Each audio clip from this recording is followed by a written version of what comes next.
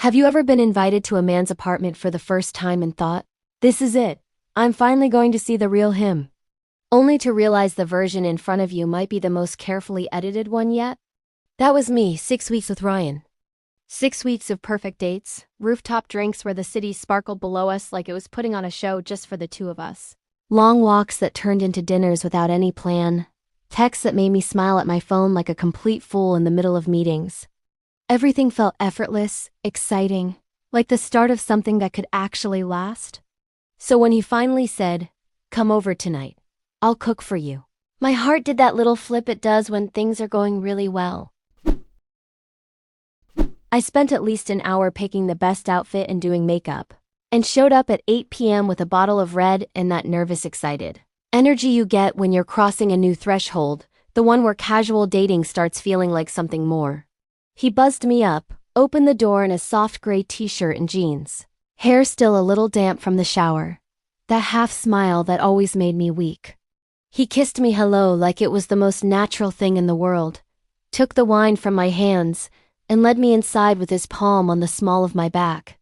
The apartment smelled like garlic, fresh herbs, and something warm, maybe the candle flickering on the coffee table. But the second I stepped in, something felt off. Not bad. Just too good. Everything was clean. Too clean. I thought it's nice that he wanted to make a good impression of his place. Spotless counters, vacuum lines on the carpet, everything in its place. No stray mail, no random coffee mug left out, no shoes kicked off by the door. It looked well arranged, intentional, like someone had spent hours making sure nothing was out of order. Green flag, right? Or is too perfect its own kind of red flag? The kind that whispers he's hiding the real mess of his life. I noticed the small card on the kitchen counter, half tucked under a fruit bowl. A business card for a cleaning service, weekly deep clean, thank you for your loyalty, with a date from 2 days ago. My brain paused. So the cleanliness isn't him, it's a service. He pays someone to make it look this flawless. Is that still a green flag? Or is it the first sign he's curating an image, afraid to show the real order of things, the lived-in chaos most of us have? And I thought, what if we would live together someday is he still will be inviting cleaning service to our place? I don't think I want it in our place. The living room was cozy in theory, big comfortable couch, soft throw blanket folded neatly, 3 healthy plants on the windowsill. But it all felt arranged, like props on a set. The plants were perfect, leaves shiny, no brown tips, positioned just so for maximum light and aesthetics. Who even has this healthy plants? You know someone? I'm not. The blanket was folded with hotel precision. The books on the shelf, real books, some worn, classics mixed with modern novels, travel guides, cookbooks with bookmarks. But even the books looked placed, spines aligned like he'd thought about how they'd appear to a visitor. Is a good bookshelf a love language, or just another prop in the perfect guy performance? Do men today design their homes like dating profiles, every detail chosen to impress rather than reveal? He had art on the walls, framed prints, abstract in blues and grays, a black and white beach photo in the hallway. Personal, but not cluttered, like he chose pieces that say, I have taste without saying too much about who he really is. Does curated art mean emotional depth, or that he's afraid to hang something messy? Something that shows vulnerability? Or he just used some designer and home decorator to do it for him, just outsourced soul? The bathroom door was open as I passed. Towels hung straight, products lined up neatly, mirror spotless. Everything intentional, like he'd thought about what a woman might notice. Is that considerate or calculated? And if the cleaning service comes weekly, who keeps it this flawless day-to-day, him or the invisible help making sure nothing ever looks lived in? Tell me, when did we start suspecting perfection isn't authenticity but avoidance? When did a spotless apartment start feeling less like responsibility and more like a shield? He plated the pasta, simple but delicious, fresh basil on top, parmesan grated right at the table. And we ate on the couch, legs tangled under the throw blanket, talking about nothing important and everything at once. His rescue dog curled up at our feet like this was completely normal, tail thumping softly when I scratched his ears. The dog was happy, well-fed, and its coat was shiny. Green flag. But even the dog's toys were neatly in a basket, not scattered like in a real home. Later, as we talked on the couch, wine glasses empty and refilled, I noticed the little things again. A framed photo on the side table, him with his sister at graduation, both smiling wide. Family photos, but only a few, carefully chosen. No X's in sight anywhere. Green flag. A small stack of mail on the counter. Bills paid on time.